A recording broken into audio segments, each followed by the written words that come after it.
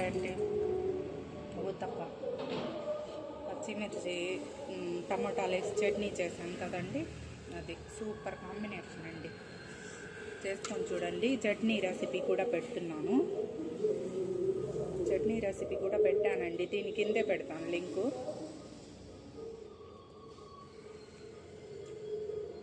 సూపర్గా ఉందండి, చేసుకొని చూడండి చట్నీ. దీని కింద ఈ వీడియో కిందే లింక్ పెడదాము. చాలా బాగుంటుందండి, దేంట్లో తిన్నా కూడా, అన్నంలో కూడా బాగుంటుంది.